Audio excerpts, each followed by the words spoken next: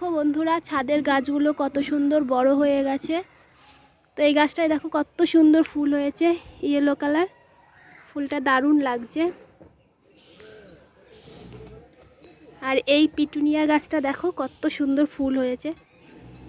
এরকম সকালে উঠে এরকম যদি ফুল দেখা যায় তো মনটা এমনিই ভালো হয়ে যাবে। আর আমার তো গাছ লাগাতে দারুণ লাগে। তো এই গাছগুলো আমি আর ভাই গিয়ে কিনে এনেছিলাম। তো এই গাছটা খুব একটা ভালো হয়নি, দেখো একবার ফুল হয়ে কেমন শুকিয়ে যাচ্ছে, জানি না কেন। তোমরা কমেন্টে জানিও কি সার দিলে ভালো হবে, অতটা আমি ঠিক জানি না। তো আমি গোবর সার দিয়ে লাগিয়েছিলাম। আর জানো তো এই গাছটা আমাকে কুচিকুঠি থেকে দিয়েছিল। তো গাছটা অনেকটা বড় হয়ে গেছে, ছোট দিয়েছিল। তো আমি একটা বোতলের মধ্যে লাগানো ছিল, তো আমি এটা তুলে এটার ভিতরে লাগিয়েছি।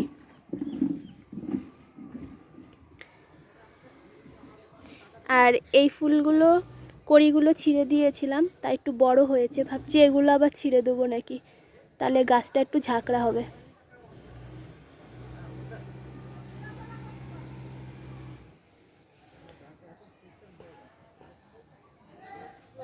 আর এই ডালিয়া গাছটা ছোট ছিল একদম, এখনো ফুল হয়নি, জানি না হবে কিনা।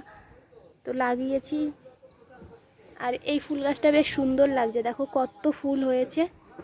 তো এই ফুলগুলো তুলে আজকে গোপালকে দেব, তাহলে গাছটা আরও ঝাঁকড়া হবে। তো বন্ধুরা, দেখা হচ্ছে তোমাদের সাথে নেক্সট ভিডিওতে। ও হ্যাঁ, আর একটা জিনিস দেখাবো তোমাদের। দেখো এই ড্রাগন গাছটায় দেখো কত সুন্দর, কত কড়ি বেরিয়েছে। কড়ি না, ডাল বেরিয়েছে দেখো। এই দেখো এটাতে দুখানা বেরিয়েছে, এটাতেও দুটো বেরিয়েছে, দেখতে পাচ্ছ কিনা জানি না। এদিকে একটা, এদিকে একটা। আর এটা দেখো পুরো মাথার ওপর দিয়ে বেরিয়েছে। তো ড্রাগন গাছটা বোনের বাড়ির থেকে এনেছিল, বোনই এনে দিয়েছে। তো ড্রাগন ফল হলে তোমাদের সাথে শেয়ার করব। আর এইটা কি গাছ বলো দেখি তোমরা কমেন্টে। ফুলটা কিন্তু খুব সুন্দর হয়, আর শীতকালে ফুলটা হয়। আর এই গাছ না একটা ডাল লাগালে প্রচুর হয়ে যায়। তো এখানে একটা হয়েছে, তারপরে দেখো এগুলো ডাল লাগিয়েছিলাম, এগুলো এমনি হয়ে গেছে। তো টাটা বন্ধুরা, দেখা হচ্ছে তোমাদের সাথে নেক্সট ভিডিওতে।